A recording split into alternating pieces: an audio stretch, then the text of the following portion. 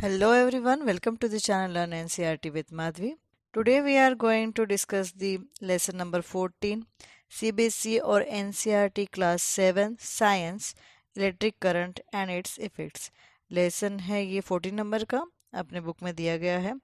तो in this lesson we are going to discuss the topics are symbols of electric components, heating effect of electric current, magnetic effect of electric current, electromagnet, electric bell, and so many other activities we going to discuss here. You might have tried the game How Steady is Your Hand.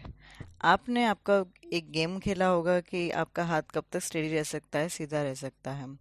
Suggested in chapter 12 of class 6. ये आपको बताया गया था lesson number 12 में 12 में जब आप class 6 में थे तब. If not you may try it out now. अगर आपने नहीं किया है तो अभी करके देख लीजिए. Paheli and Bujo had also set up the game by connecting an electric current as suggested in class 6th. पहेली और भूजो ने भी उनका सेटअप किया ऐसा गेम और वो जो है ना वो क्लास 6 में जिससे बताया गया था इलेक्ट्रिक सर्किट वैसे कनेक्ट किया है. They had lots of fun trying it out with their families and friends.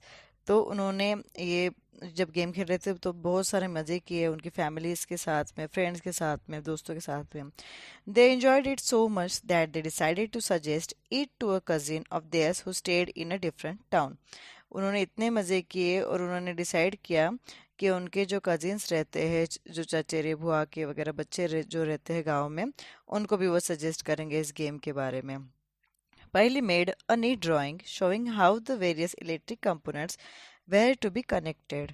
तो पहेली ने एक नीटली एक ड्राइंग बनाई और फिर वहाँ पे सारे कंपोनेंट्स लिखे जहाँ पे इलेक्ट्रिक कंपोनेंट्स जो जो है उनके सबके नेम लिखे उस ड्राइंग के ऊपर, कैसे उसको ज्वाइन करना है, कैसे करना है, ये सब कुछ. फिगर 14.1 में जैसे दिखाया गया है. फिगर 14.1 में दिखाया गया कि एक बैटरी ली गई है, उसके प्लस पॉइंट से एक पॉजिटिव पॉइंट से कील को लगाया गया है और दूसरा जो है नेगेटिव पॉइंट से लगाया है सेफ्टी पिन को, सेफ्टी पिन से बल्ब को. एक दोनों तरफ कील लगाई हुई है और अब उसके बीच में रस्सी से एक चाबी घुमाई गई है, तो उसको अगर हाथ लगाते हैं तो फिर करंट लगता है. Setup to check how steady your hand is. तो ये चेक करने के लिए कि आपका हाथ कितना स्टेडी रहता है. Can you draw this circuit conveniently. क्या आप ये सर्किट ड्रॉ कर सकते हैं अच्छे से. It made Boojho wonder if there was an easier way to represent this electric component. तो भूजो सरप्राइज हो जाता है और सोचने लगता है कि क्या इससे भी अच्छा एक इजी वे हो सकता है इन इलेक्ट्रिक कंपोनेंट को रिप्रेजेंट करने के लिए, दिखाने के लिए. Point number 14.1 symbols of electric components. तो पॉइंट नंबर 14.1 में दिखाया गया है कि इलेक्ट्रिक कंपोनेंट्स के, इलेक्ट्रिक की जो जो चीज़ें रहती है उसके सिंबल्स कौन कौन से होते हैं. Some common electric components can be represented by symbols. कुछ जो कॉमन इलेक्ट्रिक कंपोनेंट्स जो होते हैं जो उनके पार्ट्स जो रहते हैं उनको ना सिंबल से रिप्रेजेंट किया जाता है. In table 14.1 some electric component and their symbols are shown.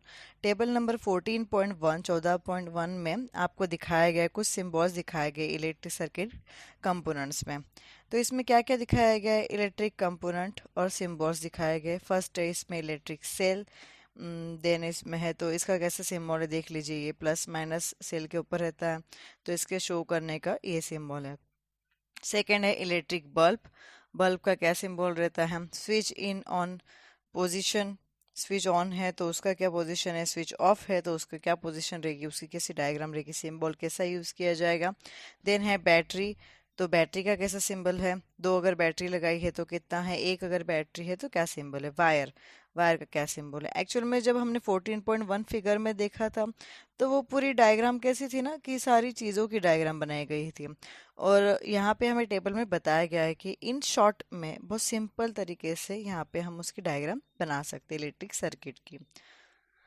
You may come across different symbols for this components in different books. आप अलग अलग बुक्स में अलग अलग इन कंपोनेंट्स के सिम्बॉल्स देखोगे. However in this book we shall be using the symbol shown here. इस बुक में हम ये जो सिम्बल्स दिखाए गए हैं इनको यूज़ करने वाले हैं. Look at the symbols carefully. उन सारे सिंबल्स को केयरफुली देखिए. In the symbol for the electric cell notice that there is a longer line and a shorter but thicker parallel line.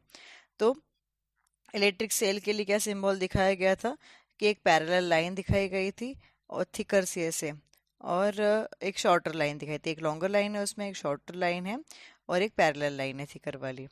Do you recall that an electric cell has a positive terminal and negative terminal?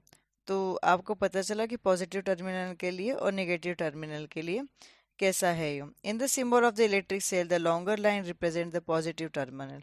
अब इस symbol में क्या दिखाया गया है, जो लंबी line रहती है, जो बड़ी लाइन है ना, तो उसको दिखाया गया है, तो वो हो गई पॉजिटिव। और जो shorter line represent the negative thermal, और जो छोटी लाइन है वो दिखाया गया है निगेटिव टर्मिनल। तो पॉजिटिव और निगेटिव ये दोनों है, तो उसमें जो बड़ी लाइन है वो पॉजिटिव टर्मिनल के लिए है और छोटी लाइन जो है वो निगेटिव टर्मिनल के लिए है। For switch on position and the off position are represented by the symbols as shown. On और ऑफ का एक सिंबल दिखाया गया है, दोनों डॉट है। In table 14.1 a battery and its symbol are also shown. तो the wires used to connect the various components in a circuit are represented by lines। जो वायर जो रहती है अलग अलग इसको रिप्रेजेंट करने के लिए, सर्किट को रिप्रेजेंट करने के लिए, तो वो कैसे लाइन बताते हैं इसमें। तो अलग अलग ये 14.1 टेबल में बैटरी और इसके सिंबल के लिए अलग अलग सिंबल्स दिए गए हैं। Do you know what a battery is? आपको पता है बैटरी क्या रहती है? Look at the symbol of a battery. आप उसके बैटरी के सिंबल की तरफ जाइए। Can you make out what a battery could be? आप बता सकते हैं कि बैटरी क्या है। For some of the activities we may need more than one cell. कुछ कुछ एक्टिविटीज़ के लिए हमको एक से ज़्यादा भी सेल की ज़रूरत पड़ती रहती, बैटरी की ज़रूरत पड़ेगी। So we connect two or more cells together as shown in figure 14.2। तो हम वहाँ पे ना एक से ज़्यादा सेल्स कनेक्ट करते हैं, जैसे कि हमें यहाँ पे 14.2 फिगर में बताया गया है। That the positive terminal of one cell is connected to the negative terminal of the next cell। तो आप नोटिस कीजिए कि पॉजिटिव टर्मिनल एक जो सेल का है उसका पॉजिटिव टर्मिनल रहता है और दूसरे का जो रहता है निगेटिव टर्मिनल रहता है। तो जब दूसरा सेल हम ज्वाइन करते हैं तो एक का पॉजिटिव और एक का निगेटिव ऐसे ज्वाइन किया जाता है। कभी भी पॉजिटिव पॉजिटिव या निगेटिव निगेटिव पॉइंट एक साथ में ज्वाइन नहीं किए जाते हैं। Such a combination of two or more cells is called battery। इस कॉम्बिनेशन को कहा जाता है कि एक से ज़्यादा जो एक या दो से ज़्यादा जो है मोर सेल्स जो हम ज्वाइन करते हैं उस चीज़ को कहा जाता है बैटरी। तो यहाँ पे दिखाया गया है 14.3 में कि कैसे, मतलब उन्होंने 14.2 में देखिए पहले तो a battery of two cells की बैटरी दिखाई गई है। दो सेल यहाँ पे जुड़े हुए, एक का पॉजिटिव है एक का निगेटिव है, फिर से पॉजिटिव है फिर से निगेटिव है, निगेटिव निगेटिव यहाँ पे पास में ज्वाइन नहीं किए हैं। चार बैटरीज का भी यहाँ पे सेटअप किया गया है। फिगर 14.2 में बी दिखाया गया है बैटरी ऑफ 4 सेल्स। तो उसमें चार बैटरीज दिखाया है, तो उसमें भी यही शो किया गया है कि प्लस माइनस फिर नेगेटिव एंड नेगेटिव के बाद में पॉजिटिव पास पास में है।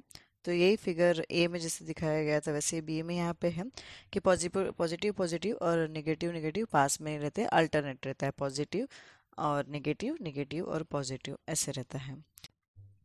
Many devices such as torches, transistor toys, TV remotes, controls use batteries। बहुत सारे ऐसे डिवाइसेस हैं जैसे कि टॉर्चेस है, टॉर्च जो रहती है बैटरी की, उसके बाद ट्रांजिस्टर जो रहते हैं, जो खिलौने रहते हैं, टीवी का रिमोट जो रहता है, रिमोट कंट्रोल जो हम टीवी कंट्रोल करते हैं उससे, तो वो बैटरीज यूज करते हैं। However, in some of these devices, the electric cells are not always placed one after the other as shown in figure 14.2। तो इन सारी चीज़ों में जैसे 14.2 में दिखाया गया ना ए और बी में कि अल्टरनेट बैटरीज लगाई है एक के पीछे एक, वैसे नहीं लगाई जाती। कैसे लगाए जाएंगे, तो डिवाइसेस भी बड़े बड़े होने वाले हैं, तो वो क्या करते हैं कि खड़ी खड़ी लगाते हैं पास पास में। अगर आपको रिमोट का सेल पता होगा, टीवी रिमोट कंट्रोल का, तो उसमें देखा होगा कि आपने दो खड़े रहते हैं, ऐसे आड़े में नहीं रहते हैं। Sometimes the cells are placed side by side. तो कभी कभी जो रहते हैं ना सेल्स जो है वो साइड बाय साइड लगाए जाते हैं। Then how are the terminals of the cells connected? तो फिर वो कैसे कनेक्ट किए जाते हैं? Look carefully inside the batteries compartment of any device. तो आप कोई भी डिवाइस का जो बैटरी कंपार्टमेंट रहता है उसको देख लीजिए।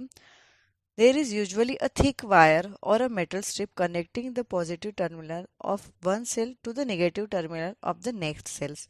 तो उसका क्या रहता है ना कि पॉजिटिव सेल्स को नेगेटिव सेल्स से एक बड़े से मोटे से वायर से कनेक्ट किया जाता है। नेगेटिव सेल्स से कनेक्ट किया जाता है पॉजिटिव से, और मतलब यही कि पॉजिटिव नेगेटिव वहाँ पे भी यूज़ किया जाता है, और वो वायर ऐसे अप्लाई किया जाती है। कभी भी ऐसे नेगेटिव नेगेटिव या पॉजिटिव पॉजिटिव नहीं करते हैं वो लोग हम। तो जैसे कि 14.3 में दिखाया गया है कि उन्होंने कैसे किया है कि अल्टरनेट लिया हुआ है। In order to help you place the cells correctly in the battery compartment, plus and minus symbols are usually printed there. तो आपको सही से पता करने के लिए कि कौन सा प्लस है कौन सा निगेटिव पॉइंट है, तो वो क्या करते हैं कि उस पर भी लिखा हुआ रहता है, बैटरीज के ऊपर भी करेक्टली लिखा हुआ रहता है सिंबल्स पॉजिटिव और निगेटिव का। तो उससे हमें पता चल जाता है कि कैसे कनेक्टिंग करना है। Connecting two cells together to make a battery, battery बनाने के लिए टू जो सेल्स होते हैं उनको कैसे कनेक्ट किया जाता है, ये फिगर 14.3 में दिखाया गया। How can we connect the cells to prepare batteries for our activities.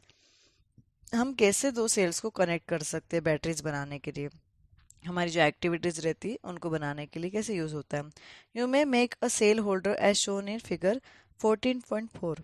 आप एक सेल होल्डर भी बना सकते हो जैसे कि फिगर 14.4 में दिखाया गया है, using a wooden block, two iron strips and rubber bands. तो एक लकड़ी का ब्लॉक ले लीजिए, दो आयरन स्ट्रिप ले लीजिए, लोहे के स्ट्रिप्स ले लीजिए, दो रबर और रबर बैंड्स ले लीजिए।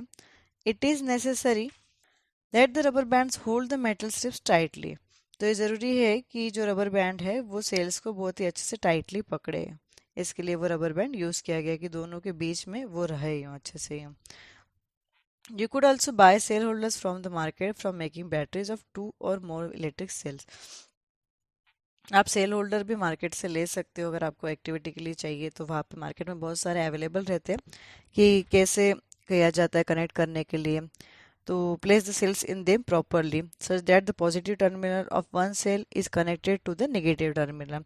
तो उसमें पूरी बनाया जाता है, स्प्रिंग वगैरह सब कुछ रहता है। जैसे कि हम 14.4 में देख लेते हैं कि जो ये हैंडमेड है, वुडन स्ट्रिप ली हुई है, यहाँ पे दो मेटल की स्ट्रिप आयरन स्ट्रिप जो जॉइन की है वो लिए है, रबर बैंड लिया है और वायर लिए हुए, उसको किस तरह से कनेक्ट किया है ये यहाँ पे फिगर में शो किया गया है। और एक another type of cell holder, ये रेडीमेड सेल होल्डर है, फिगर 14.5 में दिखाया गया है, जो उसमें सब कुछ रेडी है, स्प्रिंग रेडी है, आपके पास मेटल स्ट्रिप रेडी है, वायरिंग भी रेडी है, सिर्फ आपको एक्स्ट्रा वायर अटैच करने की ज़रूरत है और बैटरीज लाके उसे ज्वाइन करने के लिए ज़रूरत है। तो पहली and Boojho wonder whether the batteries used in tractors, trucks and inverters are also made from cells. तो बैटरीज कहाँ लगाई जाती है, जैसे कि ट्रैक्टर रहते हैं, ट्रक रहते हैं, उन सब इन्वर्टर रहते हैं, उनके सब में कहाँ लगाई जाती है battery. Can you help them to find the answer to this question. तो क्या आप उनकी हेल्प कर सकते हो उनके क्वेश्चन का आंसर पता करने के लिए। फिगर 14.6 में दिखाया गया कि truck battery and it's cut out. तो ट्रक की बैटरी दिखाई गई है 14.6 फिगर में, और उसका कटआउट दिखाया गया कि अलग अलग पॉइंट रहते हैं, इसको वायरिंग की मदद से ज्वाइन करते हैं। जैसे कि आपने इन्वर्टर में देखा होगा कि बहुत सारे रेड कलर के पॉइंट रहते हैं उसके ऊपर से, और वहां से वायरिंग ज्वाइन की जाती है। Connect a piece of wire is to this metal clip on the cell holder as shown in figure 14.5। तो फिर से हम फिगर 14.5 की तरफ जाते हैं और देखते हैं कि वहाँ पे दो वायर ज्वाइन करनी है बस आपको, जैसे कि मैंने बताया कि इसमें पूरा रेडी है और सिर्फ वायर ही आपको कनेक्ट करनी है। इसमें सेल डाल दीजिए और ये कर दीजिए, वायर ज्वाइन कर लीजिए। Your battery is ready for use, आपकी बैटरी यूज़ करने के लिए तैयार है। The symbol used for representing a battery is shown in table 14.1। तो बैटरी के लिए जो सिंबल यूज़ किया जाता है वो किस में रिप्रेजेंट किया था, हमें टेबल 14.1 में रिप्रेजेंट किया था। बैटरीज का क्या सिंबल रहता है। Let us know now draw a circuit diagram of an electric circuit using symbols shown in table 14.1। तो हम एक डायग्राम अब ड्रॉ करते हैं, सर्किट डायग्राम बोलते हैं इन सबको, कनेक्टिविटी जो रहती है ना, cell on and off button, positive negative का, बल्ब का, इन सब की हम एक ड्राइंग बनाते हैं। तो उस ड्राइंग को क्या बोलते हैं, सर्किट डायग्राम बोलते हैं, इलेक्ट्रिक सर्किट डायग्राम। तो वो सिंबल के यूज से हमें बनाते हैं।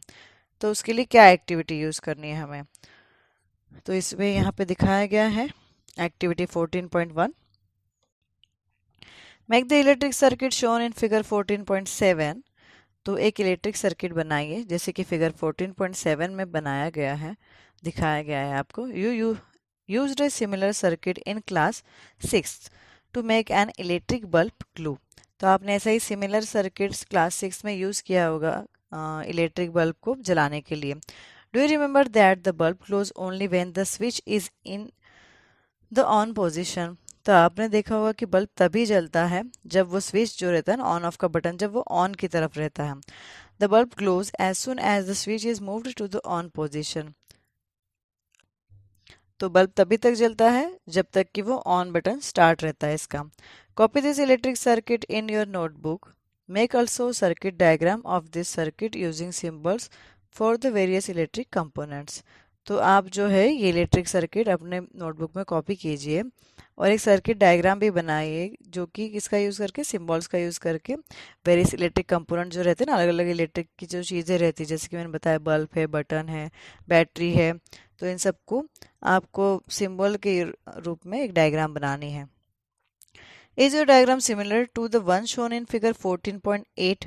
तो क्या आपकी डायग्राम सिमिलर है जैसे कि फिगर 14.8 में दिखाया गया है यहाँ पे circuit diagram of electric circuit shown in figure 14.7। तो जो फिगर 14.7 में हमने जो सेटअप बनाया था, बैटरी लगाई थी, वायरिंग की है, एक बल्ब लगाया है और यहाँ पे एक ऑन एंड ऑफ का बटन दबाया है कि जब ऑन एंड ऑफ का बटन चालू रहता है तब वो फिर बल्ब जलता है, अदरवाइज वो बल्ब नहीं जलता। अब 14.8 में दिखाया गया है कि इलेक्ट्रिक सर्किट डायग्राम दिखाई गई है। तो यहाँ पे सब कुछ सिंबल की तरह दिखाया गया है। तो क्या 14.7 और 14.8 सेम है? नहीं ना, वो गलत है, वो अलग है। It is much easier to draw a circuit diagram using symbols. अब पूरे तामझाम बनाने से तो इजी ये सर्किट डायग्राम लगती है, बैटरीज को बनाओ, बल्ब को बनाओ, तो इससे बहुत ही इजी सर्किट डायग्राम रहती है, इसलिए सिम्बॉल्स के रूप में यूज़ करके सर्किट डायग्राम बनाई जाती है। Therefore we generally represent an electric circuit by its circuit diagram. तो हम इसीलिए जनरली इलेक्ट्रिक सर्किट डायग्राम को यूज़ करके एक इलेक्ट्रिक सर्किट दिखाते हैं। फिगर 14.9 में दिखाया गया अनदर सर्किट डायग्राम दिखाई गई है। Is it identical to the circuit diagram shown in figure 14.8। तो क्या वो 14.8 को आइडेंटिफाई करती है? In which way is it different. तो वो किस वे से डिफरेंट है 14.8 में और 14.9 फिगर में, क्या डिफरेंसेस है? Would the bulb glow in this electric circuit. तो क्या इस इलेक्ट्रिक सर्किट में बल्ब जलेगा जो 14.9 में दिखाया गया है उसमें? तो नहीं जलेगा। Recall that the bulb glows only when the switch is in the on position and the electric circuit is closed. तो ध्यान रखिए कि बल्ब तभी जलेगा कि जब बटन उसका ऑन रहेगा और इलेक्ट्रिक सर्किट पूरी तरह से कंप्लीट रहेगा, बंद रहेगा, तभी तभी वो बल्ब जलने वाला है। अगर ऑफ पे बटन रहा तो वो नहीं जलेगा। कि जहाँ पे यहाँ डिफरेंस दिखाया गया 14.8 में, तो जो ये ऑन एंड ऑफ का बटन है तो यहाँ पे वो सीधी लाइन बताई गई है, दोनों पॉइंट जो दिखाया गया है ना, तो वो पॉइंट जुड़े हुए हैं। और ऑफ में क्या रहता है कि दोनों जो पॉइंट रहते हैं वो जुड़े हुए नहीं रहते हैं। यहाँ पे दिखाया है कि एक वो लाइन जो है दूसरे पॉइंट पे नहीं जुड़ रही है। In the bulb there is a thin wire called the filament which glows when an electric current passes through it। तो एक जो बल्ब को ना थीन वायर लगी, पतली सी वायर लगी, तो उसको बोलते फिलामेंट बोलते हैं। वो तभी लगती है जब उसमें से इलेक्ट्रिक करंट पास होता है। When the bulb gets fused, its filament is broken। जब वो फ्यूज हो जाता है तब वो क्या रहता है, फिलामेंट जो है वो टूट जाता है। यहाँ पे कुछ पॉइंट्स भी दिखाए गए हैं। नोटिस दैट द की और switch can be placed anywhere in the circuit. तो नोटिस मतलब ध्यान रखिए कि जो स्विच का बटन है या की दी गई है वो सर्किट में कहीं भी लगा सकते हो आप, पास बल्ब के पास में भी लगा सकते हो, उससे दूर भी लगा सकते हो। When the switch is in the on position the circuit from the positive terminal of the battery to the negative terminal is complete. तो जब वो स्विच ऑन रहता है ना, बटन जब ऑन रहता है तो सर्किट का जो पॉजिटिव टर्मिनल रहता है बैटरी का, तो वहाँ से वो जाके नेगेटिव टर्मिनल तक जॉइन हो जाता है, कंप्लीट हो जाता है। The circuit is then said to be closed and the current flows through the circuit instantly. मतलब एक वायर जो रहती है वो पूरी तरह से पॉजिटिव इसमें से जाके, जैसे कि मैं 14.8 में दिखाती हूँ आपको, कि यहाँ से एक पॉइंट से जाके वो पूरा बटन भी कनेक्ट करेगी, बल्ब भी कनेक्ट करेगी और फिर वो देन नेगेटिव को कनेक्ट करेगी, नेगेटिव पॉइंट जो रहता है वो उसको कनेक्ट करेगी।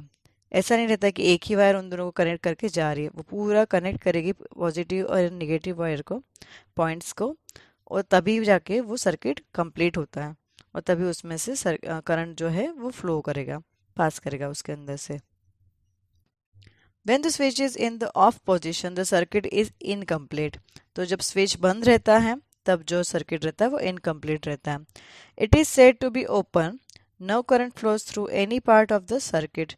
तो ये बोला जाता है कि ये खुला हुआ है, बटन जो वायर है वो ज्वाइन नहीं किया गया है और उसके अंदर से कोई भी करंट पास नहीं हो रहा है।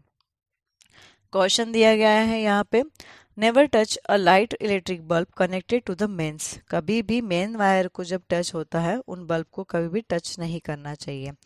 जो जलते हुए मेन वायर को बल्ब लगे हुए रहते हैं, बहुत बार आपने देखा होगा, तो उन बल्ब को कभी भी टच नहीं करना चाहिए। It may be very hot और your hand may get burnt badly. तो जब बल्ब जलते रहता है तब वो गर्म हो जाता है, बहुत गर्म रहता है, तो उस वजह से आप अगर उसको हाथ लगाओगे तो अपना हाथ जल जाएगा। Do not experiment with the electric supply from the mains or a generator or an inverter. तो जब भी इलेक्ट्रिक करंट सप्लाई होते रहती है किसी भी इसमें से, मेन वायर से या जनरेटर से या इन्वर्टर से, तो कभी भी उस चीज़ से एक्सपेरिमेंट ना करें, कोई भी प्रयोग ना करें। To you may get an electric shock which may be dangerous. तो आपको बहुत ही बुरी तरीके से इलेक्ट्रिक शॉक लगेगा और वो बहुत ही डेंजरस हो सकता है। इंसान मर भी सकता है, हाथ पैर भी टूट सकते हैं उस वजह से, क्योंकि जल जाता है आधा पोर्शन बहुत बार, तो वो भी होता है। Use only electric sales for all the activities suggested here. आपको कोई भी एक्टिविटी करनी होगी पढ़ाई के रिलेटेड तो सिर्फ आप इलेक्ट्रिक सेल्स यूज़ कीजिए बस, उसके अलावा कोई भी बड़े बड़े इक्विपमेंट्स यूज़ करके उस पर एक्सपेरिमेंट नहीं करने हैं। If the filament of the bulb is broken would the circuit be complete. अगर बल्ब का फिलामेंट अगर टूट जाता है तो क्या वो सर्किट कंप्लीट रहेगा? Would the bulb still glow? क्या वो बल्ब जलते रहेगा? अगर आपने बल्ब को ध्यान से देखा होगा तो बल्ब के अंदर एक पतली सी वायर रहती है, उसे ही कहा जाता है फिलामेंट। अगर वो टूट जाता है तो बल्ब नहीं जलता है। You might have noticed that a glowing electric bulb become warm. Do you know why? तो आपने नोटिस किया होगा कि जलता हुआ बल्ब जो रहता है वो थोड़ा सा गर्म रहता है, गर्म होने लग जाता है। क्या आपको पता है क्यों? तो यहाँ पे 14.2 दिया गया है point, heating effect of electric current, activity दी है इसके लिए, activity number 14.2। Take an electric cell, a bulb, a switch and connecting wires. तो इलेक्ट्रिक सेल ले लीजिए, एक बल्ब ले लीजिए और एक स्विच ले लीजिए और एक कनेक्टिंग वायर्स ले लीजिए। Make an electric circuit as shown in figure 14.9। तो पूरा इलेक्ट्रिक सर्किट बना दीजिए जैसे कि फिगर 14.9 में दिखाया गया है। This activity has to be done using only one cell. तो ये एक्टिविटी सिर्फ एक सेल से मतलब हेल्प के हिसाब से की गई है, एक सेल की हेल्प से ये एक्टिविटी डन की गई है। Keep the switch in of position, तो जो है स्विच जो है वो ऑफ कर दीजिए। Does the bulb glow? क्या बल्ब जला है? टच द बल्ब, और उस बल्ब को टच करके दीजिए, देख लीजिए। Now move the electric switch to the on position and let the bulb glow for a minute or so. तो जो है वो इलेक्ट्रिक सर्कल में ऑन पोजिशन में रख दीजिए स्विच, और बल्ब जब जलेगा तो उसको 1 मिनट से ज़्यादा के लिए रहने दीजिए। Again touch the bulb, do you feel any difference? तो आप फिर से उस बल्ब को टच कीजिए, ज़्यादा देर के बाद मत कीजिए, 1 मिनट के बाद ही करना है उसे touch. Do you feel any difference? तो आपको कोई डिफरेंस दिखा है उसके अंदर। After moving the switch back to the off position touch the bulb again. फिर आपको थोड़ा सा वो गर्म महसूस होगा, जब बल्ब को आप टच करते हैं 1 मिनट के बाद में तो वो गर्म होता है, वार्म होता है। और फिर उसके बाद में फिर से बंद कर दीजिए और फिर से बल्ब को टच कीजिए, तो वो उसके बाद क्या होता है, वो ठंडा हो जाता है। Activity number 14.3, make a circuit as shown in figure 14.10। तो 14.10 में जो सर्किट दिखाया गया है वैसे बनाइए, और take about 10 centimetre long piece of nichrome wire and tie it between the nails. तो 10 सेंटीमीटर इतना लंबा नाइक्रोम वायर ले लीजिए और उसको 2 खिलियों के बीच में लगा दीजिए। You can get nichrome wire from an electric repair shop or you can use a piece of discarded coil of an electric heater. तो आपको ये जो नाइक्रोम वायर है वो किसी भी इलेक्ट्रिक रिपेयर शॉप से मिल जाती है, इलेक्ट्रॉनिक की जो शॉप रहती है, इलेक्ट्रिकल सामान मिलने की, हार्डवेयर की जो शॉप रहती है वहाँ पे ये मिल जाता है जनरली। और या फिर आप ले लीजिए कोई भी इलेक्ट्रिक हीटर रहता है जो ख़राब सा उसकी कॉइल रहती है, तो उसका पीस ले लीजिए। इसके अलावा ऑप्शन ये भी है। टच द वायर, उसको टच कीजिए। Now switch on the current in the circuit by moving the switch to the on position. Switch जो है वो ऑन पोजीशन में रख के उसे चालू कर दीजिए पूरे सर्किट को। After a few seconds touch the wire, कुछ ही सेकेंड्स के बाद में उस वायर को टच कीजिए। Do not hold it for a long time, उसको ज़्यादा टाइम के लिए पकड़ के नहीं रखना है। Switch off the current, touch the wire again after a few minutes, तो बटन जो है वो बंद कर दीजिए और उस वायर को फिर से आप टच कीजिए कुछ मिनट के लिए। The wire gets hot when electric current passes through it, तो जो वायर है वो गर्म हो जाएगी जब भी उसके अंदर से इलेक्ट्रिक करंट पास होगा तब। This is the heating effect of the electric current. तो ये शो क्या करता है कि इलेक्ट्रिक करंट का हीटिंग इफेक्ट शो करता है। Can you think of any electric appliance where the heating effect of the electric current is used? तो क्या आपको कोई भी इलेक्ट्रिक अप्लायंस ऐसा पता है, इलेक्ट्रॉनिक की ऐसी चीज़ें पता है कि जो उसका यूज़ किया जाता है गर्म करने के लिए? Make a list of such appliances, तो ऐसी चीज़ों की लिस्ट बनाई है। तो कौन सी ऐसी चीज़ें रहती है, जैसे कि रूम हीटर रहता है, इलेक्ट्रिक हीटर रहता है। You might have seen an electric room heater or an electric heater used for cooking. तो आपने रूम हीटर देखा होगा या फिर इलेक्ट्रिक हीटर देखा होगा, खाना बनाने के लिए यूज़ किया जाता है। उसके बाद में एक इलेक्ट्रिक हीटर आता है पानी के अंदर डाल के गर्म पानी करने के लिए भी। All this contain a coil of wire, तो ये क्या कंटेन करते हैं? वायर की कॉइल रहती है उसके अंदर। This coil of wire is called an element, तो ये जो वायर की कॉइल रहती है उसको कहा जाता है element. You may have notice that when these appliances are switched on after connecting to the electric supply, their elements become red hot and give out heat. तो आपने जब भी देखा होगा कि जब हम उस चालू करते हैं तो ये जो वायर रहती है ना, वो गर्म जब होती है, इलेक्ट्रिक सप्लाई जब इनमें से जाता है तो वो रेड हॉट कलर की हो जाती है और हमें गर्मी देती है, उसमें से हीट निकलती है, रेड रेड कलर के हो जाते हैं और उसके अंदर से गर्मी निकलने लग जाती है। The amount of heat produced in a wire depends on it's material, length and thickness. तो उसके अंदर से जो हीट निकलती है वो उसका जो अमाउंट है वो किस चीज़ों पे डिपेंड करता है? तो उसके मटेरियल के ऊपर, वो लेंथ एंड थिकनेस के ऊपर डिपेंड करती है कि कितना है उसमें। Thus for different requirements the wires of different materials and different lengths and thicknesses are used. तो अलग अलग यूजेस के लिए उसके अंदर की जो वायर है और मटेरियल है और अलग अलग लेंथ यूज़ की जाती है, अलग अलग थिकनेस वाइज यूज़ किया जाता है, तो उसके यूजेस के हिसाब से उसको बनाया जाता है। The wires used for making electric circuits do not normally become hot.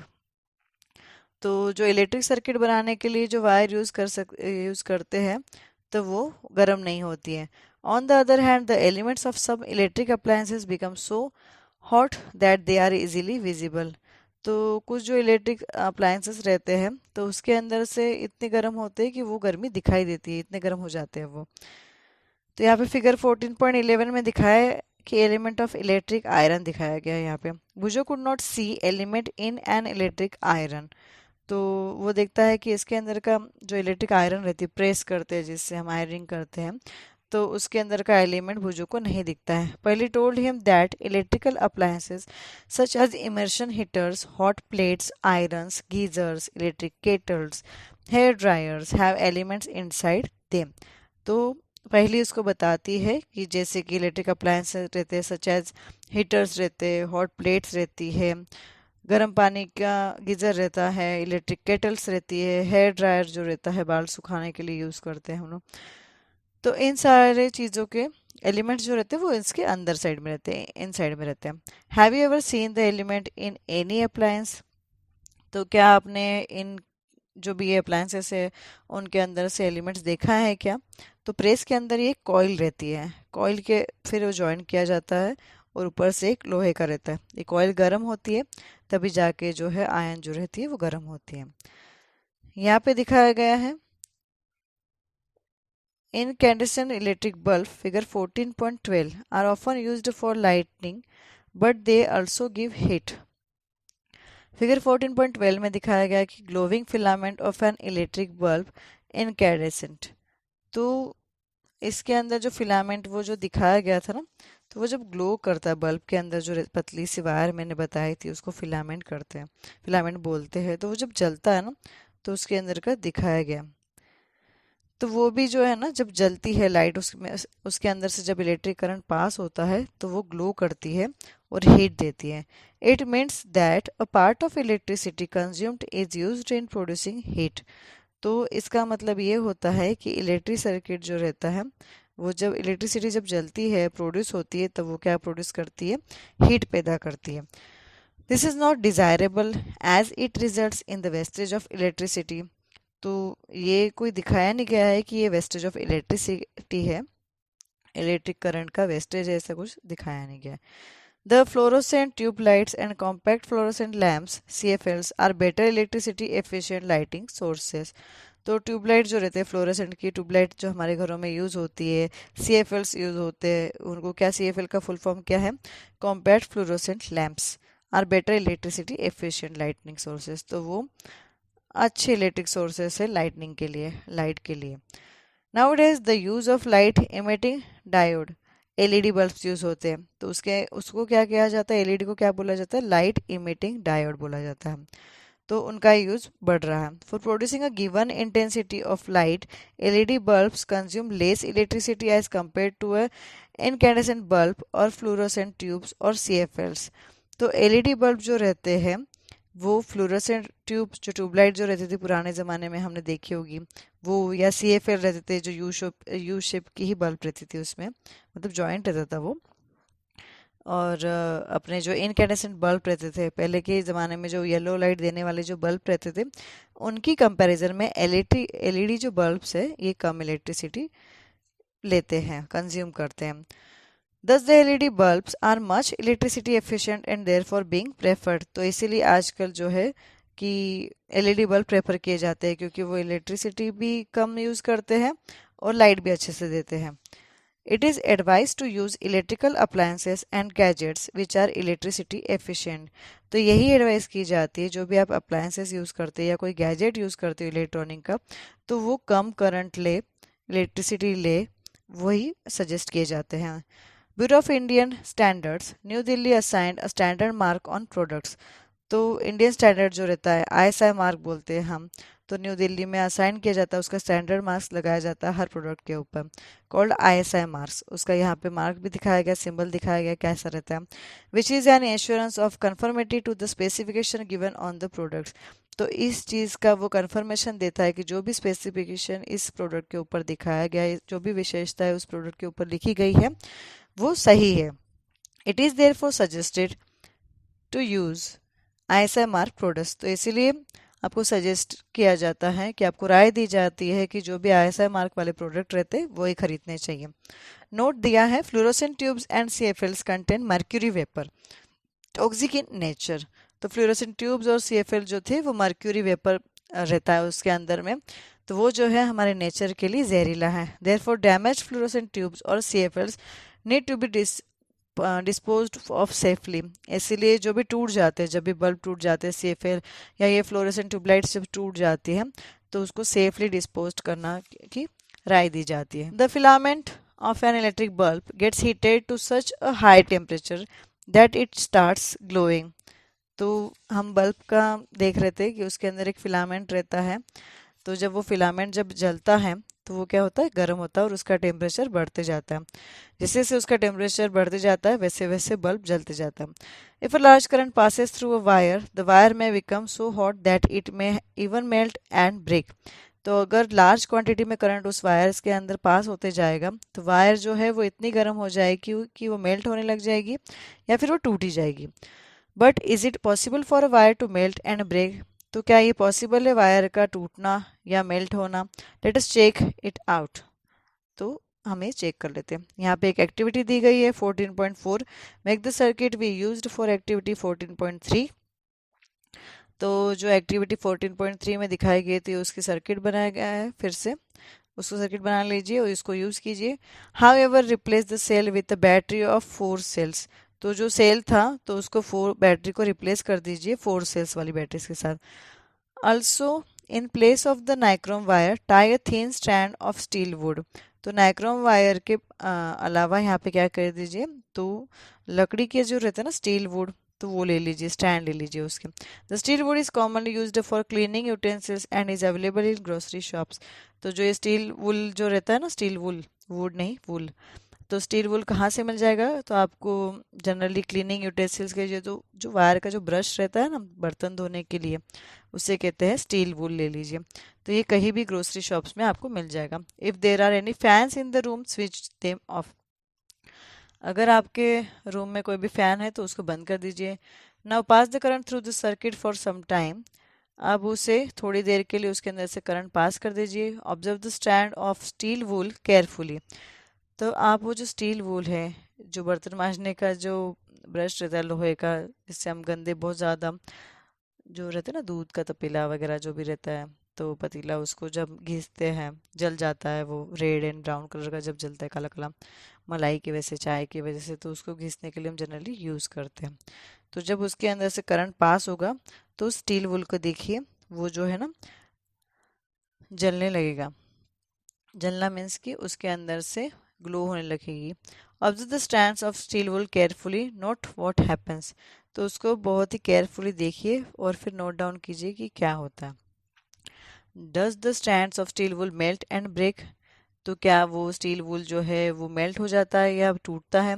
Wires made from some special materials melt quickly and break when large electric currents are pass through them. तो wire जो रहता है ना, वो एक special material से बनी हुई रहती है। तो वो क्या होता है कि एकदम से मेल्ट हो जाती है और टूट जाती है।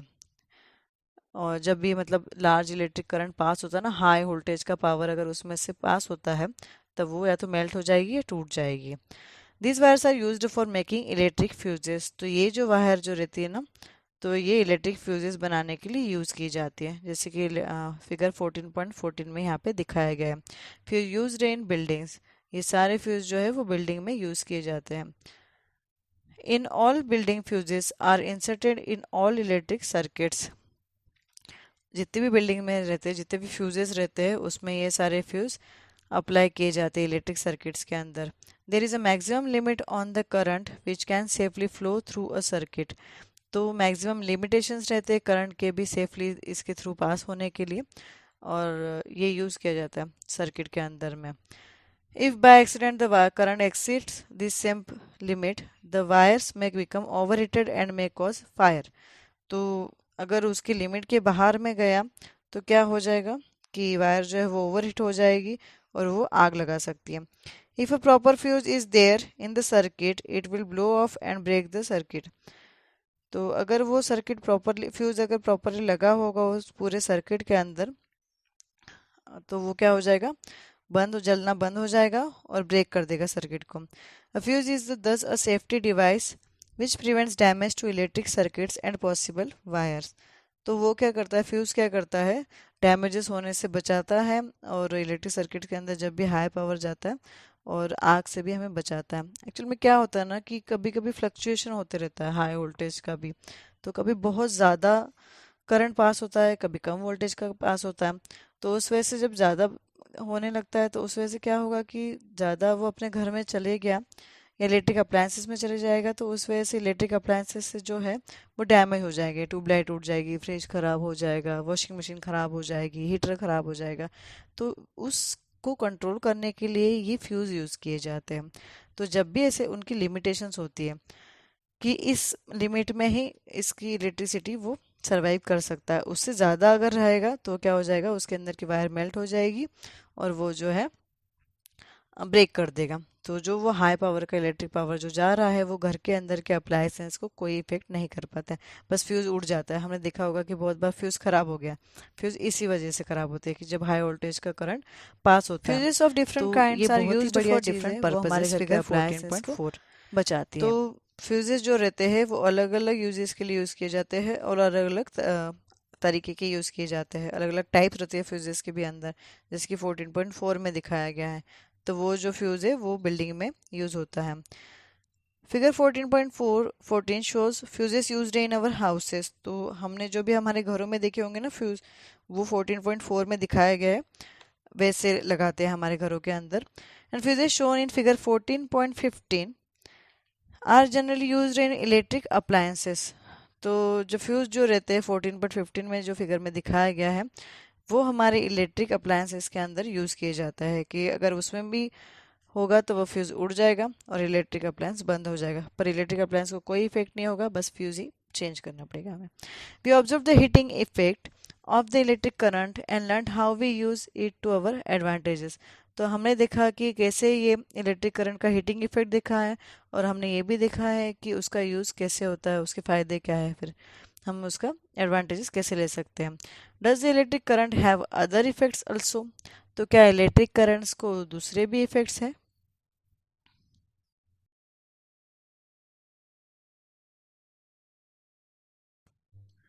उसके पहले देख लेते हैं यहाँ के क्वेश्चंस।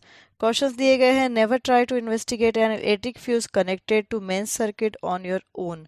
तो कभी भी इलेक्ट्रिक फ्यूज इन्वेस्ट अपने ओनली यूज़ नहीं करना चाहिए, मतलब हैंडल नहीं करना है, हमें उसे हाथ नहीं लगाना है अगर वो मेन सर्किट से जुड़ा हुआ अगर है। वो बहुत हार्मफुल होता है, बहुत डेंजरस रहता है, क्योंकि मेन लाइन से जो पावर सप्लाई रहता है वो बहुत ही ज़्यादा हाईली वोल्टेज के रहता है और गलती से भी करंट उसमें से पास होते गया तो कुछ भी अनहोनी हो सकती है। You may however visit N electric repair shop and compare the burnt out fuses with the new ones. तो आप में भी जाइए या फिर देखिए, विजिट कीजिए इलेक्ट्रिक रिपेयर शॉप में और देखिए वहाँ पे जले हुए फ्यूज़ को और नए फ्यूज़ को कि उन दोनों के बीच में क्या डिफरेंसेस रहता है। One reason for excessive currents in electrical circuits is the direct touching of wires. तो एक ये भी रीज़न है कि जो एक्सेसिव करंट आता है इलेक्ट्रिक सर्किट के अंदर से वो कब आता है कि जब हम डायरेक्टली टच करते हैं वायर्स को, कोई भी चीज़ हम डायरेक्टली वायर्स को टच कर देते हैं, ज्वाइन कर देते हैं, तब होता है। This may happen if the insulation on the wires has come off due to wear and tear. तो वहाँ पे करंट लग सकता है। तो क्यों लगता है ये करंट? क्योंकि अगर जो वायर के ऊपर का इंसुलेशन रहता है उसके ऊपर एक कवर रहता है, तो वो अगर टूट गया है किसी चीज़ के वजह से तो वो होता है। दिस में कॉज शॉर्ट सर्किट। तो वो क्या कर देता है, शॉर्ट सर्किट हो जाता है उससे। Another reason for excessive current can be the connection of many devices to a single socket.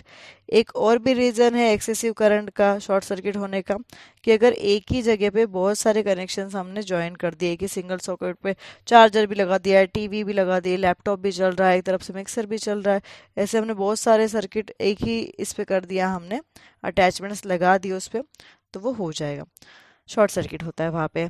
क्योंकि एक हर एक चीज़ की कैपेसिटी रहती है, तो उस हिसाब से अगर उस पर आप वोल्टेज लगाओगे, अप्लायंसेस लगाओगे, तो ही वो काम करेगा सही से।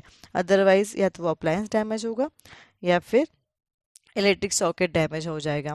दिस में cause overload in the circuit. तो ये इस वजह से होता है क्योंकि सर्किट के ऊपर ओवरलोड हो रहा है, इसलिए। You might have read reports in newspapers about fires caused by short circuit and overloads. तो आपने न्यूज़पेपर में रीड भी की होगी इस टाइप की न्यूज़ की शॉर्ट सर्किट होते हैं, या फिर वो किस वजह से होते हैं कि आग लग जाती है बहुत जगह, तो शॉर्ट सर्किट की वजह से होता है, ओवरलोड सप्लाई उस पर जाता है तो हो जाता है शॉर्ट सर्किट होने की वजह से। एक और क्वेश्चन दिया गया है यहाँ पे, always use proper fuses which have been specified for particular applications carrying ISI mark. हमेशा से फ्यूजेस ऐसे ही यूज़ करने चाहिए जिस पे आईएसआई मार्क लगाया गया हो, लिखा गया हो। Never use just any wire or strip of metal in place of fuse. तो कभी भी फ्यूज़ के मतलब ऑप्शन मत ढूंढिए कि एक स्ट्रिप लगा दी मेटल की या वायर जस्ट लगा दिया आपने फ्यूज़ के बदले में, तो उसका ऑप्शन मत ढूंढिए। जहाँ फ्यूज़ लगता है वहाँ फ्यूज़ ही लगाइए please. Next point is 14.3 magnetic effect of electric current. अब हमने हीटिंग इफेक्ट तो देख लिए, अब नेक्स्ट पॉइंट यहाँ पे आता है 14.3 magnetic effect of electric current. तो इलेक्ट्रिक करंट का मैग्नेटिक इफेक्ट क्या है, ये हम इस पॉइंट में पढ़ने वाले हैं। तो उसके लिए एक्टिविटी दी गई है 14.5। Take the cardboard tray from inside a discarded match box. एक कार्डबोर्ड ट्रे ले लीजिए और from inside a discarded match box, जो उसके अंदर से एक ट्रे रहता है ना, अपनी मैच बॉक्स जो रहती है, माचिस जो रहती है अपनी, उसके अंदर एक बॉक्स रहता है, उस पे अंदर माचिस की तीलियाँ रहती है, तो उस टाइप का आप मैच बॉक्स ले लीजिए और फिर wrap an electric wire a few times around the cardboard tray. तो उसके ऊपर एक इलेक्ट्रिक वायर लपेट दीजिए कुछ टाइम के लिए कार्डबोर्ड ट्रे के ऊपर। Place a small compass needle inside it. उसके अंदर कंपास नीडल डाल दीजिए छोटा सा, play and now connect the free ends of the wire to an electric cell through a switch as shown in figure 14.17। तो यहाँ पे effect of current on a compass needle ये देख रहे हैं हम लोग, इस एक्टिविटी देख रहे हैं। तो उसमें फिगर 14.7 में जैसे बताया गया है तो वैसे वायर कनेक्ट कीजिए। एक तरफ पे बल्ब लगा है, सेल लगा है और ऑन एंड ऑफ का बटन भी लगाया गया है यहाँ पे। Note the direction in which the compass needle is pointing. तो जब हम करंट सप्लाई होता है उसके अंदर से, जब इलेक्ट्रिसिटी पास हो रही है सेल के थ्रू, क्योंकि सेल हमने ज्वाइन किया है यहाँ पे, तो क्या होता है, निडल का पॉइंट किस तरफ जाता है। Bring a bar magnet near the compass needle. तो वहाँ पे जो मैग्नेट, कंपास निडल के अंदर जो मैग्नेट है ना, तो वहाँ पे जाइए। ऑब्जर्व व्हाट हैपन्स, देखिए क्या होता है। Now while watching the compass needle carefully move the switch to the on position. जब आप देख रहे हो कि कंपास में निडल क्या हो रहा है, स्विच कर रही है कि नहीं कर रही है, तभी आपको ऑन बटन स्टार्ट करना है, ऑन पोजिशन में स्टार्ट कर देना है। देन क्या होने वाला है, व्हाट डू यू ऑब्जर्व, तो आपने क्या देखा। Does the compass needle deflect, तो क्या वो कंपास निडल हिलती है क्या वहां से। Move the switch back to the off position, फिर वो जो स्विच है वो बंद कर दीजिए। Does the compass needle come back to its initial position, तो कंपास बॉक्स का जो निडल था वो जो पहले जो पोजीशन थी उसकी, स्टार्ट बटन दबाने के पहले, पावर सप्लाई जाने के पहले, क्या वो वहीं पे आ गया है। Repeat the experiment a few times, ये एक्सपेरिमेंट आप 2-4 बार रिपीट करके देख लीजिए, कुछ देर के लिए रिपीट कर दीजिए और ऑब्जर्व कीजिए कि पहले वो कहाँ रहता है, करंट सप्लाई होने के बाद में वो नीडल कहाँ जाता है कंपास का। Then what does the experiment indicate, तो ये एक्सपेरिमेंट क्या इंडिकेट करता है, क्या दर्शाता है। We know that the needle of compass is a tiny magnet which points in north south direction. तो हम सभी जानते हैं कि कंपास का जो नीडल है वो एक छोटा मैग्नेट की तरह काम करता है और वो हमेशा किस तरफ पॉइंट आउट करता है, नॉर्थ साउथ डायरेक्शन में। नॉर्थ साउथ डायरेक्शन मीन्स रहती है आग्नेय दिशा में, वो उत्तरी और दक्षिण दिशा के साइड में ही दिखाता है। When we bring a magnet close, sorry आग्नेय नहीं रहता, नॉर्थ और साउथ डायरेक्शन यहाँ पे कहा गया है, तो वो सिर्फ उत्तर और दक्षिण दिशा की ओर पॉइंट आउट करता है। When we bring a magnet close to it, जब हम मैग्नेट उसके पास में लेके जाते हैं, द नीडल गेट्स डिफ्लेक्टेड, तो वो जो नीडल रहती है ना वो हिलती रहती है। We have also seen that compass needle gets deflected when the current flows in a near by wire. तो हमने देखा कि जब वो कंपास नीडल कब डिफ्लेक्ट होती है, कि जब उसके पास में जो नीडल है, जो वायर हमने लपेटी थी ना मैच बॉक्स के ऊपर, तो उस ड्रॉवर के ऊपर जो हमने की थी, तो उसमें जब करंट पास होता है तब वो डिफ्लेक्ट होती है। Can you connect the two observations, आपने क्या दो कनेक्ट किए ऑब्जर्वेशन देखे। When the current flows through a wire does the wire behave like a magnet, जब करंट वायर के थ्रू में करंट फ्लो होता है तो जो वायर है ना वो मैग्नेट की तरह काम करती है क्या। This is what a scientist called Hans Christian ऑरस्टेड। Figure 14.18 में इनकी फिगर फोटो दिया है। साइंटिस्ट है ये हांस क्रिस्टियन ऑरस्टेड। वो अल्सो वंडर्ड, कि वो भी आश्चर्यचकित हो जाते हैं। He was the first person who notice the deflection of compass needle every time the current was pass through the wire. तो वो फर्स्ट पर्सन थे जिन्होंने ऑब्जर्व किया कि कंपास निडल के पास में जब भी करंट फ्लो होता है तो वो रिफ्लेक्ट करता है। So when electric current passes through a wire it behaves like a magnet, तो जब इलेक्ट्रिक करंट वायर के थ्रू जाता है तब वो क्या करता है, मैग्नेट की तरह काम करता है। This is the magnetic effect of the electric current. In fact an electric current can be used to make magnets. तो ये हम दिखा सकते हैं कि ये इलेक्ट्रिक करंट का मैग्नेटिक इफेक्ट है और ये इलेक्ट्रिक करंट जो है हम यूज़ करते हैं, मैग्नेट की तरह उसको यूज़ करते हैं। Do you find it too surprising, या आपके लिए बहुत ही सरप्राइजिंग है ना, आश्चर्यचकित चीज़ है ना। Let us try it out, तो हम ये फिर से चेक करते हैं, फिर से ट्राई करते हैं कि यह सच में होता है। तो remember not to switch on the current for more than a few seconds at a time. तो जो करंट जो रहता है उसके थ्रू जो पास होता है तो वो स्विच ऑन मत कीजिए ज़्यादा देर के लिए, कुछ ही समय के लिए वो स्विच ऑन कीजिए। This electromagnet weakens the cell quickly if left connected, जो इलेक्ट्रोमैग्नेट है वो कमज़ोर हो जाता है उसके सेल कमज़ोर हो जाते हैं। The electromagnet weakened the cell quickly if left connected. जो अगर हम कनेक्टेड रखेंगे उसमें करंट पास होते रहेगा तो इलेक्ट्रोमैग्नेट क्या करेगा, सेल को वीकन कर देगा। नेक्स्ट पॉइंट है यहाँ पे 14.4 electromagnet activity 14.6। Take around 75 centimetre long piece of insulated plastic or cloth covered or enamelled flexible wire and an iron nail. तो कोई भी फ्लेक्सिबल वायर ले लीजिए और एक आयरन नेल ले लीजिए, 75 सेंटीमीटर लॉन्ग होना चाहिए और उसके ऊपर प्लास्टिक का इंसुलेशन या फिर क्लॉथ से बंधा हुआ रहना चाहिए। Say about 6 to 10 centimetre long, 6 to 10 centimetre long इतना वायर होना चाहिए। Wind the wire tightly around the nail in form of a coil. Coil की तरह उस नेल के आजू बाजू में वो वायर को लपेट दीजिए। Connect the free ends of the wire to the terminals of a sail through a switch as shown in figure 14.19। तो स्विच के थ्रू जो ये नेल है उसको कनेक्ट कीजिए एक वायर के साथ में और एक सेल से ज्वाइन कर दीजिए। जैसे हम सॉकेट बनाते, सर्किट डायग्राम बनाई थी हमने, उस तरह से पूरा उसको कर दीजिए जैसे कि फिगर नंबर 14.19 में दिखाया गया है। प्लेस सम पिन्स ऑन और near the end of the nail. तो कुछ पिन्स जो है वो नेल के ऊपर रख दीजिए, कील के ऊपर रख दीजिए या फिर उसके पास में रख दीजिए। Now switch on the current. अब करंट को स्टार्ट कर दीजिए। व्हाट हैपन्स, क्या होगा यहाँ पे? Do the pins cling to the tip of the nail. क्या जो पिन्स रखी है हमने कील के ऊपर वो हिलेगी क्या? Switch off the current. अब करंट को बंद कर दीजिए। Are the pin still clinging to the end of the nail. क्या जो पिन्स रखी थी हमने वो हिलती है क्या उस नेल के ऊपर से, कील के ऊपर से? The coil in the above activity behaves like a magnet when electric current flows through it. जो कॉइल हमने बनाई थी कील के ऊपर वायर को लपेट के, वो एज अ मैग्नेट की तरह बिहेव करने लग जाती है। When the electric current is switched off, the coil generally loses its magnetism।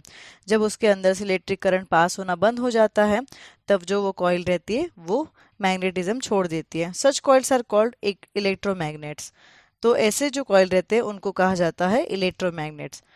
The electromagnets can be made very strong and can lift very heavy loads.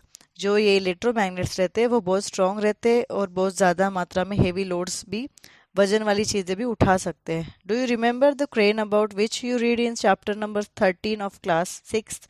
क्या आपको याद है चैप्टर नंबर 13 जो आपने क्लास 6 में पढ़ा था, उसमें क्रेन दिखाया गया था। The end of such a crane has a strong electromagnet attach to it. तो इसका जो एक एंड रहता है क्रेन का वो ऐसे ही स्ट्रॉन्गली इलेक्ट्रोमैग्नेट से अटैच किया जाता है। The electromagnets are also used to separate magnetic material from the junk. तो ये क्यों यूज़ किया जाता है इलेक्ट्रोमैग्नेट की? जो भी जंक रहता है, जो भंगार पड़ी रहती है, तो उसमें से जो मैग्नेटिक मटेरियल रहती है वो उस जंक में से निकालने के लिए, सेपरेट करने के लिए यूज़ किया जाता है। Doctors use tiny electromagnets to take out small pieces of magnetic material that have accidentally fallen in the eye। तो डॉक्टर्स भी यूज़ करते हैं इलेक्ट्रोमैग्नेटिक्स को। तो क्यों यूज़ करते हैं कि जो एक्सीडेंटली हमारे आँखों के अंदर छोटे छोटे पार्टिकल्स चले जाते हैं मैग्नेटिक मटेरियल के, वो निकालने के लिए डॉक्टर भी इस इलेक्ट्रोमैग्नेट का यूज़ करते हैं। Many toys also have electromagnet inside them. बहुत सारे खिलौने जो रहते हैं उसके अंदर भी ये इलेक्ट्रोमैग्नेट्स रहता है। नेक्स्ट है point number 14.5 electric bell. We are quite familiar with an electric bell. हमारे हर घर में इलेक्ट्रिक बेल रहती है जो हम यूज़ करते हैं घर के अंदर जाने के लिए और बेल बजाते हैं ना, बेल, वो इलेक्ट्रिक बेल, या फिर स्कूल में जो बजती है वो वाली electric bell. It has an electromagnet in it. उसके अंदर भी इलेक्ट्रोमैग्नेट रहता है। Let us see how it works. अब आओ हम देखते हैं कि वो कैसे काम करता है। Figure 14.20 shows the circuit of an electric bell। Figure 14.20 में यहाँ पे दिखाया गया circuit of an electric bell. Electric bell का सर्किट कैसा होता है? It consist of a coil of wire wound on an iron plate piece. तो आयरन पीस, जो लोहे का पीस रहता है, उसके ऊपर से एक वायर लपेटा जाता है कॉइल के तरह, जैसे हमने पिछली एक्टिविटी में किया था वैसे। The coil act as an electromagnet. जो वो कॉइल रहती है वो इलेक्ट्रोमैग्नेट की तरह बिहेव करने लग जाती है। An iron strip with a hammer at one end is kept close to the electromagnet. और एक एंड में उसके हैमर रहता है, हथौड़ा रहता है, और एक जो दूसरा एंड रहता है वो लोहे की स्ट्रिप को ज्वाइन रहता है। There is a contact screw near the iron strip, उन दोनों के बीच में एक स्क्रू लगाया गया रहता है आयरन स्ट्रिप के और वो हथौड़े के बीच में। When the iron strip is in contact with the screw, the current flows through the coil, which becomes an electromagnet. जब वो आयरन स्ट्रिप जो लोहे की स्ट्रिप रहती है वो स्क्रू से कांटेक्ट में रहती है और जब उसके अंदर से करंट फ्लो होता है उस कॉइल के बीच में से, तो वो क्या बन जाता है, इलेक्ट्रोमैग्नेट बन जाता है। It then pulls the iron strip, तो वो क्या करता है, खींचता है आयरन स्ट्रिप्स को, लोहे की स्ट्रिप्स को खींचता है। In the process the hammer at the end of the strip strikes the gong of the bell to produce a sound. तो उस बीच में क्या होता है कि जो हैमर रहता है, जो हथौड़ी है, वो जोर से बेल के ऊपर में बजता है, मतलब पटका जाता है एक तरह से, और वो क्या करता है, एक आवाज पैदा करता है। However, when the electromagnet pulls the iron strip, it also breaks the circuit. जब वो आयरन स्ट्रिप उसको खींचती है तो वो क्या करता है कि सर्किट को ब्रेक करता है। The current through the coil stops flowing, तो जो वो कॉइल के अंदर से करंट रहता है वो बंद कर दीजिए। Will the coil remain N electromagnet, तो क्या उस कॉइल के अंदर कोई इलेक्ट्रोमैग्नेट अब बचता है। The coil is no longer an electromagnet, तो करंट जब बंद हो जाता है उसके बाद में उस कॉइल के अंदर कोई भी इलेक्ट्रोमैग्नेट की चीज़ें नहीं रहती है। It no longer attracts the iron strip, ना ही वो अब अट्रैक्ट करता है, आयरन स्ट्रिप भी कोई अट्रैक्ट नहीं करता। The iron strip comes back to its original position and touches the contact screw again, तो जो आयरन प्लेट रहती है, स्ट्रिप रहती है, वो वहां से निकल के वापस उस स्क्रू को टच करती है।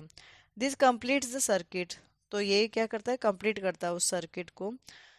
The current flows in the coil and the hammer strikes the gong again, अगर फिर से हम उसके अंदर से करंट पास करते हैं तो फिर से वो जाके बजता है उस पे, और हैमर जाके उस पे पटका जाता है और फिर से साउंड प्रोड्यूस होता है। This process is repeated in quick succession. The hammer strikes the gong every time the circuit is completed, जब जब भी वो सर्किट कंप्लीट होता है तो हैमर वो उस प्लेट के ऊपर जाके पटका जाता है और आवाज होती है। तो ये धीरे धीरे आप रिपीट करके देखोगे तो आपको आइडिया मिल जाएगा। This is how the bell rings, तो इस तरह से जो वो इलेक्ट्रिक बेल रहती है वो काम करती है। सो एवरीवन, यहाँ पे हमारा जो ये लेसन है, लेसन नंबर 14, ये ख़त्म होता है, फिनिश होता है। पूरे टॉपिक्स मैंने कोशिश की है सारे अच्छे से एक्सप्लेन करने की, सारे टॉपिक्स मैंने यहाँ पे कवर किए हुए। किसी भी पॉइंट पे आपको ये वीडियो पसंद आया होगा तो प्लीज़ कमेंट बॉक्स में कमेंट कीजिएगा, सब्सक्राइब कीजिएगा चैनल को। और कुछ इसके क्वेश्चन आंसर चाहिए होगा तो आप कमेंट बॉक्स में कमेंट कर दीजिएगा, तो मैं आपको नेक्स्ट वीडियो इसकी अवेलेबल करा दूँगी क्वेश्चन आंसर्स की। So everyone, that's all for the day. If you like, please like, share and subscribe to my channel. Bye bye.